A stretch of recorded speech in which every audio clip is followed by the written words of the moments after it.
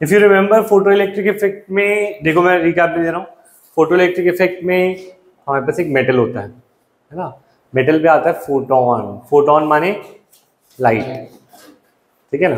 ये metal surface पे fall करती है, और मेटल सरफेस अगर ये सूटेबल फ्रीक्वेंसी की हो, दैट मीन्स इसकी फ्रीक्वेंसी मेटल की थ्रेशोल्ड से ज़्यादा हो, that means new should be greater than new not.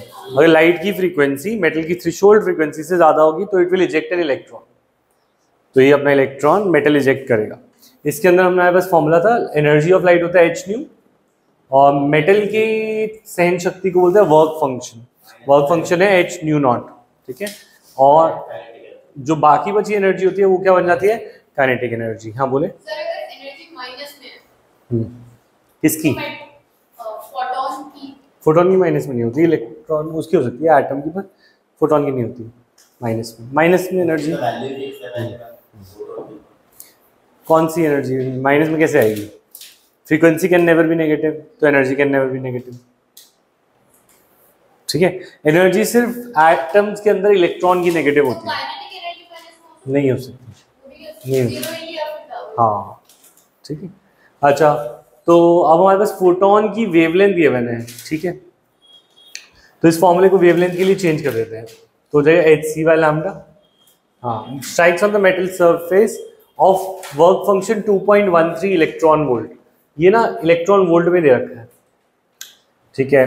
तो हम भी क्या करते हैं, एनर्जी ये होता है एनर्जी ऑफ फोटोन, ये होता है एनर्जी ऑफ फोटोन, ये होता है वर्क फंक्शन, और ये है काइनेटिक एनर्जी ऑफ इलेक्ट्रॉन। तो यहाँ पे तीन चीजें हैं, राइट। सबसे पहले हम बात करते हैं एनर्जी ऑफ फोटोन निकालते हैं, तो इसको हम एच सी बाय लैम्डा से निकालते हैं। एच सी की वैल्यू 19.8 इंटू 10⁻⁻26 हमने मल्टीप्लाई करके याद करेंगे, अपॉन वेवलेंथ कितनी है 4 इंटू 10⁻⁻7, ठीक है। अगर हम इसे कट कर देते हैं 4 4 16 4 9 36 और 2 गया 4.95 इंटू 10⁻⁻19 जूल्स, ठीक है। अब क्वेश्चन में बोला एनर्जी निकालो इलेक्ट्रॉन वोल्ट में, किसमें निकालो, इलेक्ट्रॉन वोल्ट में। तो एक चीज ये याद रखना, 1 electron volt is equal to 1.6 into 10⁻⁻19 in joules. तो 1 joule would be equal to, actually में ये चार्ज ऑन इलेक्ट्रॉन ही है, 1 इलेक्ट्रॉन वोल्ट का जो कन्वर्जन फैक्टर है वो equal to charge of 1 electron ही है।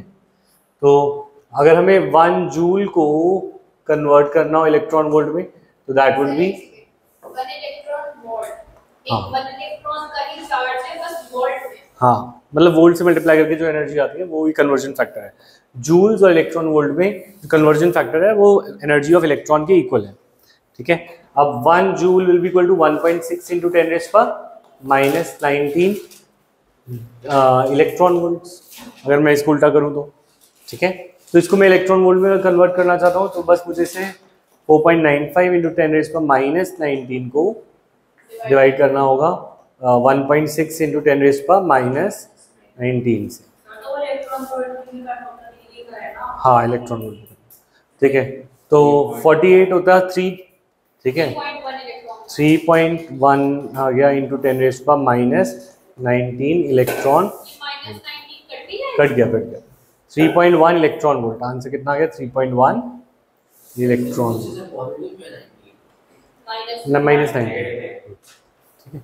यहाँ तक क्लियर है, ठीक है। अब हमारे पास बोला गया है कि सेकेंड पार्ट में काइनेटिक एनर्जी निकालो, ठीक है। तो बोलते हैं कोई बात नहीं, काइनेटिक एनर्जी निकालने के लिए h nu is equal to h nu not plus kinetic energy. H nu कितना है, एच न्यू भी हमने निकाला 3.1, कितना आया 3.1, और वो कितना गया मैंने 2.13 plus kinetic energy, kinetic energy would be 3.10 minus 2.13 आया कितना 0.97 इलेक्ट्रॉन वोल्ट, पर उसने बोला जूल्स में निकालो, शायद नहीं बोला, कोई बात नहीं निकाल लेंगे अभी। अब काइनेटिक एनर्जी को जूल्स में कन्वर्ट करो, तो 0.97 इंटू 1.6 इंटू 10⁻⁻19, तो ये जूल में हो जाएगा, it will be 1.58 something 58 into 10⁻⁻19 in joules. जरूरी है क्योंकि अब हमें वेलोसिटी निकालनी है नेक्स्ट पार्ट में।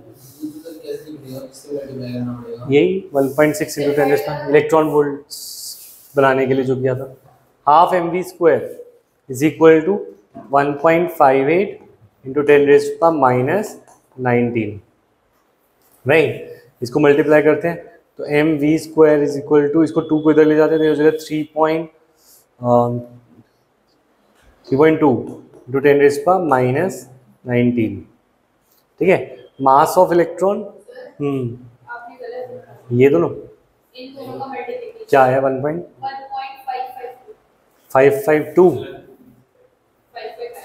1.5 ही ले ले तो आसान हो जाएगा, ठीक है। 5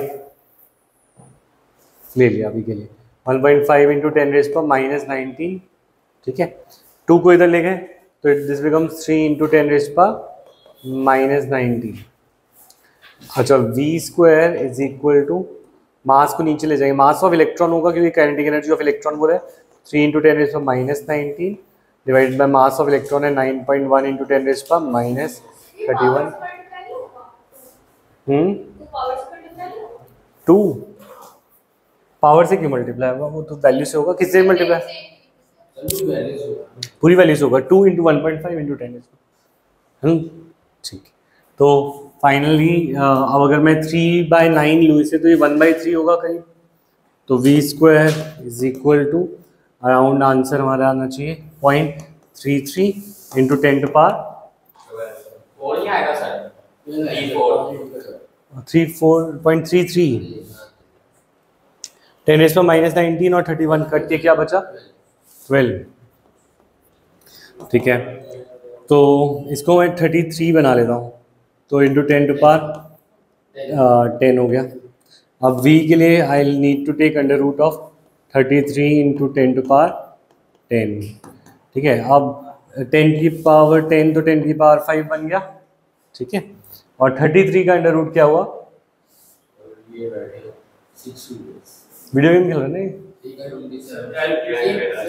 अच्छा 25 होता 5 का और 6 होता 36, 5 का स्क्वायर 25 5.7, ठीक है, इंटू 10⁻5। इसको हम ऐसे कैसे करते हैं ये बताओ, अंडर रूट 36, 6 का स्क्वायर होता है 36 और 5 का होता है 25, तो 33 किसके पास है 6 के पास, तो 5.5 से ऊपर हो गया, तो 5.67 के अराउंड देखते हैं। इंटू 10⁻, ये हो सकता है आंसर ना ऊपर नीचे हो गया क्योंकि हमने बहुत अप्रॉक्सीमेशन कर ली, देखते